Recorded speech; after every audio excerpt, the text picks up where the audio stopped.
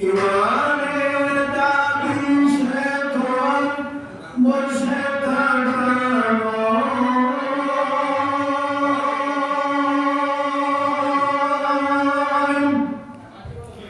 ইমানের দাবি হলো কিছু বিনিময় সেই বিনিময়ে আমি সেই বিনিময়ে আমি তোমায় থাকি যেন সেই বিনিময়ে আমি তোমায় থাকি যেন প্রভু দয়াময় আমার প্রভু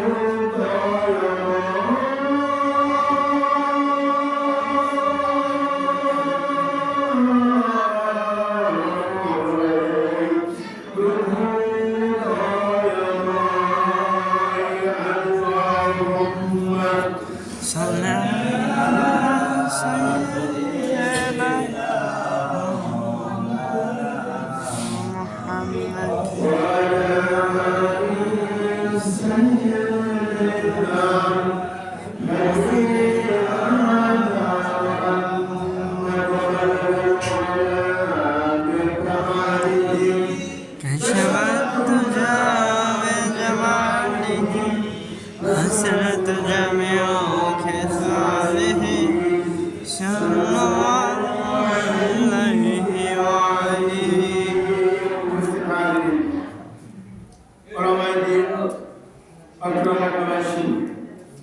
আসসালামু আলাইকুম ওয়া রাহমাতুল্লাহ। সর্বপ্রথম সে রবের প্রশংসা করি যে রব্বুল আলামিন নিসফে শাবানের এই রাত্রিতে আমাদেরকে একত্রিত হয়ে গ্রহণ করা কঠিন মনে গ্রহণ করা যাবে মসজিদের মধ্যে ঈশান নামাজের পর একত্রিত হয়ে কোরআন হাদিসের কিছু আলোচনা করার শোনার তৌফিক করেছেন যে রব সেই রবের প্রশংসা সকলে করে আলহামদুলিল্লাহ। আলহামদুলিল্লাহ। নবী বলেছিল আওয়াল নবী আখির নবী হাউজে পার্সনের মালিক শাফাতের একছত্র অধিকারী আহমদ মুস্তাফা মুহাম্মদ মুস্তাফা সাল্লাল্লাহু আলাইহি ওয়াসাল্লাম যে রাসূলকে আল্লাহ রাব্বুল আলামিন কিয়ামতের কঠিন মুসিবতের সময় মানুষ যখন জ্ঞান করতে থাকে পানি উদ্দেশ্যে মানুষের সাথে থাকবে এই সময় হাউজে পার্সনের কারণে নবী হাউজে পার্সনের পানি পান করার তোমার নেককার বান্দাদেরকে তুমি হাউজে কাউসারের পানি পান করো। সেই নবীর উপরে আমাদের দরুদ সালাম সালাম পাঠ করে সাল্লাল্লাহু আলাইহি ওয়াসাল্লাম। উপস্থিত হাজিরিন, এই নিসফে শাবানে আমরা বসেছি কিছু আলোচনা শুনবো, কিছু শোনাবো। আমি আপনাদের বলে রাখি আপনাদেরকে কিছু শোনাবো আমার ক্ষমতা আমার নেই। আল্লাহ যতটুকু তৌফিক দান করবেন তার বেশি দেওয়ার আপনার আমার কারোর ক্ষমতা নেই। এই জন্য আল্লাহ প্রতি তাওয়াক্কুল করে শুরু করেছি। আল্লাহ তাআলা যেন এই নামাজ জবান দিয়ে কোরআন হাদিসের উপরে কিছু আলোচনা করে আপনাদের হৃদয়ে কিছু অর্জিত উপহার দিয়ে আমি আমার আলোচনা শেষ করতে পারি। সকলে বলে আমিন। আমিন। আল্লাহ রাব্বুল আলামিন পবিত্র মহাগ্রন্থ আল কোরআন the great book of Islam, ইসলামের সর্বোত্তম জীবন ব্যবস্থা কোরআন। আর কোরআনের মধ্যে ঘোষণা করে দেবেন ওই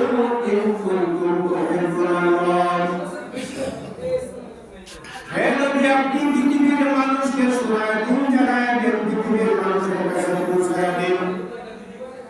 ওই মেসেজ আপনি মানুষদের কাছে দিবেন। ভারতের শুনুন, আমি কোরআনের মধ্যে প্রবেশন করে দিয়েছি আপনার উম্মতের জন্য। আপনার উম্মতদেরকে জানিয়ে দিন এই বার্তা, এই মেসেজ তাদের কাছে পাঠিয়ে দিন। আপনি বলেছেন কুল ইন কুনতুম তুহিব্বুনাল্লাহ, আপনার উম্মতের মুহাম্মদের যদি আমি আল্লাহ রাব্বুল আলামিনকে ভালোবাসতে চাই, আমি আল্লাহ রাব্বুল আলামিনকে পেতে চাই, ফাত্তাবিউনি ইউহিব্বুকুমুল্লাহ, তাআলা আপনার কথার উপরে আপনার অনুসরণ করে সবাই বলেন সুবহানাল্লাহ সুবহানাল্লাহ। আর অনুসরণ করতে হচ্ছে আমাদের মাঝে আল্লাহ মাওলানা ডাক্তার মাহদি উপস্থিত হয়ে গেছেন। আলোচনা করবেন রামনগর ন্যাশনাল মানিকতলা জামা মসজিদের প্রতি ইতিমধ্যে আমাদের মাঝে আসছেন। আল্লাহ তাআলা তার নেক হায়াত তার মধ্যে সুন্দর করে রাখেন। আমার বাবাজিরা ভাইরা যে কথা বলছিলাম, পৃথিবীর এমন কোন মানুষের কথা আল্লাহ রাব্বুল আলামিন বলেন নাই, যিনি বলেন যার কথা বললেন তিনি হলেন সর্বশ্রেষ্ঠ মানুষ। কথা ঠিক কিনা বলেন? যে নবীর কথা বলছিলাম, যে রাসূলের কথা বলছিলাম, আখির নবী, আখির রাসূল, আখির পয়গম্বর আদম আলাইহিস সালাম থেকে শুরু করে শেষ নবী মুহাম্মদ রাসূলুল্লাহ। কথা ঠিক কিনা বলেন? আল্লাহ রাব্বুল আলামিন বর্তমান মানুষ বর্তমান বানালেন, জান্নাতে রাখলেন। আদমকে পৃথিবীর বুকে পাঠানো হলো। আদমের পরে নবী হলেন শীস আলাইহিস সালাম। শীস আলাইহিস সালামের পরে নবী হলেন ইদ্রিস আলাইহিস সালাম। ইদ্রিস আলাইহিস সালাম থেকে নূহ আলাইহিস সালাম পর্যন্ত 2000 বছরের মধ্যে দুইজন নবী এসেছেন। একজনের নাম সালেহ আলাইহিস সালাম, আরেকজনের নাম হুদ আলাইহিস সালাম। হুদ আলাইহিস সালাম এবং সালেহ আলাইহিস সালামের পর যিনি নবী হয়ে আসলেন তার নাম নূহ আলাইহিস সালাম।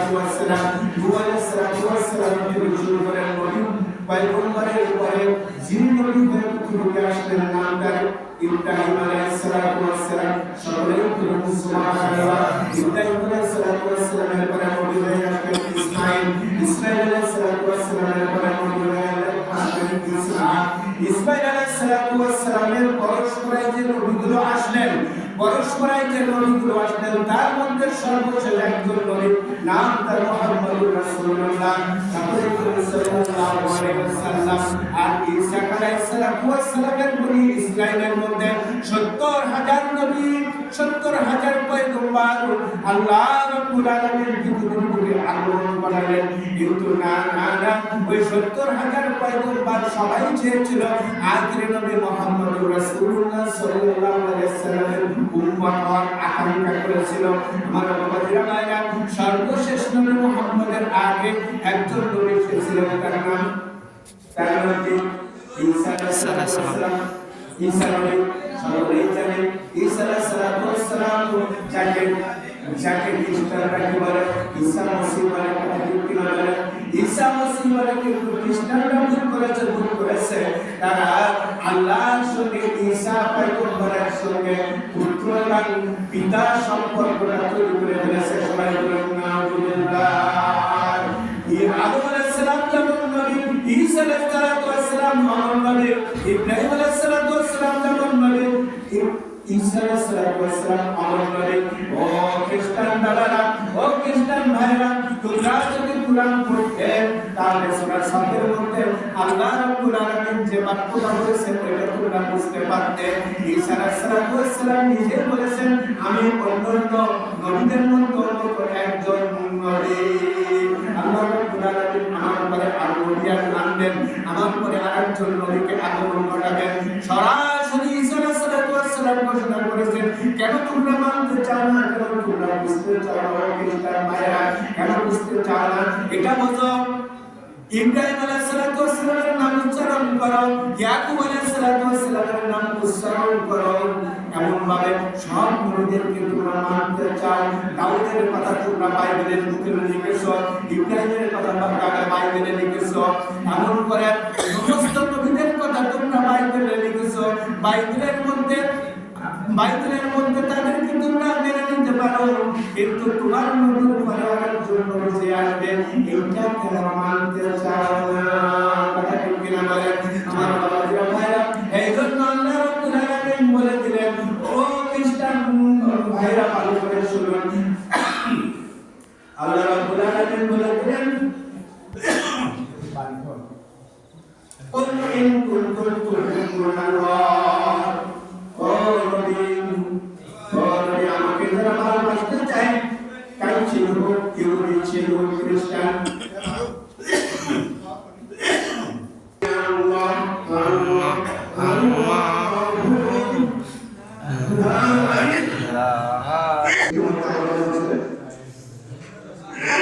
মওজুদ হযরত মাওলানা হাফেজ আলহাজ আব্দুল সাত্তার সাহেব আমাদের মাঝে উপস্থিত হয়ে গেছে। আমাদের মুরব্বী, আমাদের আলেম এলাকার বিশিষ্ট আলেম। আসসালামু আলাইকুম।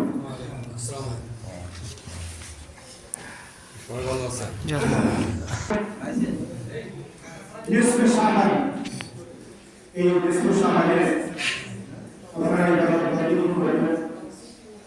যে মুহাম্মদ সাল্লাল্লাহু আলাইহি ওয়াসাল্লামের অনুসারী, তিনি নিজেই এই রাতের রাতের মাহফিল করে ইবাদতের জন্য আনুষ্ঠানিক পরামর্শ করেছেন। কুরআনের বিভিন্ন জাতীয় শুনবে আমি সেটার উপর বলতে চাচ্ছিলাম, সেটা হলো আমরা যদি আল্লাহকে ভালোবাসি, তাহলে ভালোবাসতে চাই, তাহলে রাসূলের কথা বলতে হবে।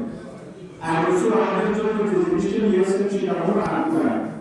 কোরআন দিয়ে যদি আমরা আমাদের জীবন ব্যবস্থা কায়েম করতে পারি, আমাদের সমাজ ব্যবস্থা কায়েম করতে পারি, আমাদের রাষ্ট্রীয় ব্যবস্থা কায়েম করতে পারি, আমরা আমাদের জীবনে যদি কোরআনকে বেশি ভালোবাসতে পারি, তাহলে আল্লাহ রাব্বুল আলামিন আমাদেরকে বেশি ভালোবাসবেন। কারণ রাসূল এনেছেন কোরআন, সেই কোরআনকে বাদ দিয়ে যারা অন্য মতাদর্শের পিছনে দৌড়ায়, যারা লেনিনের আদর্শ বাস্তবায়ন করতে চায়, যারা হুগোর আদর্শ বাস্তবায়ন করতে চায়, যারা মাও সেতুনের আদর্শ বাস্তবায়ন করতে চায়, যারা মানব রচিত মতাদর্শকে পৃথিবীর উপরে দাঁড় করতে চায়, যারা কোরআনকে বিচ্ছিন্নভাবে দেখতে চায়, যারা কোরআনের ভিতরে রাজনীতি নাই বলে বলতে চায়, আমি তাদেরকে অহংকার দিয়ে বলতে এই কথাই বলবো, তোমরা কোরআন সম্পর্কে তোমাদের ধারণা নাই, তো কোরআন সম্পর্কে তোমরা পড়ো নাই। কোরআনকে খুলে দেখো, কোরআনের মধ্যে সমাজ ব্যবস্থা থেকে শুরু করে একজন শিশু মায়ের পেটে কতটুকু সময় নেয়, কতটুকু সময় তার মায়ের পেটে থাকে, কতদিন পর্যন্ত থাকে, তাও কোরআন সুন্দরভাবে বর্ণনা করে দিয়েছেন। সবাই সুবহানাল্লাহ। একেবারে মায়ের পেট থেকে শুরু করে, ভ্রূণ থেকে শুরু করে, কেমন করে ভ্রূণ মায়ের হেরেমের মধ্যে যায়, তাও সূরা তারিকের মধ্যে আল্লাহ তাআলা ঘোষণা করে দিয়েছেন। সূরা তারিকের মধ্যে বলেছেন মায়ের ভ্রূণ কোথায় থাকে, মায়ের কোথায় থাকে, পিতার কোথায় থাকে, পৃথিবীর কোন বিজ্ঞানী আজও পর্যন্ত আবিষ্কার করতে পারেনি। কোরআন পরিষ্কার করে বলে দিয়েছেন পুরুষের বীর্য, পুরুষের ভ্রূণ তার পৃষ্ঠদেশে এবং মায়ের তার বক্ষস্থলে এটাকে ধারণ করে, এবং উভয়ের মিলনের কারণে আল্লাহ রাব্বুল আলামিন এমন একটি সুন্দর জায়গা তৈরি করে দিয়েছেন, সেই জায়গার ভিতরে সন্তানের অবস্থান আল্লাহ তাআলা তৈরি করে দিবেন। এই কোরআনকে বাদ দিয়ে তোমার আমার কথা, তোমার আমার প্রশ্ন পরামর্শ দিয়ে সমাজ ব্যবস্থার শান্তি চাও, সহজ নয়। এই জন্য সময় এসেছে আমাদের বুঝবার, সময় এসেছে আমাদের চিনবার, সময় এসেছে আমাদের নেতৃত্ব বাছাই করা। সেই বাছাই করতে আমরা ভুল করি, আবার আমাদের কোরআন শুধু মসজিদে থাকবে, সমাজে থাকবে না। কোরআন শুধু মসজিদের মধ্যে থাকবে, পরিবারের মধ্যে থাকবে না। কোরআন শুধু হাফেজের হৃদয়ের মধ্যে থাকবে, রাষ্ট্র ব্যবস্থায় থাকবে না। কোরআন শুধু মসজিদের হাফেজরা শুধু কোরআন দিয়ে নামাজ আদায় করাবে, আর কোন জায়গায় কোরআনকে আপনি আমি নিয়ে যেতে পারবো না। যাতে নিয়ে যেতে পারি সেই ব্যবস্থা তো আল্লাহ তাআলা করেন। আগামী দিনে এই দোয়া রেখে, এই আশাবাদ ব্যক্ত করে আমার এখানে শেষ করছি। আলহামদুলিল্লাহি রাব্বিল আলামিন। আসসালামু আলাইকুম ওয়া রাহমাতুল্লাহ।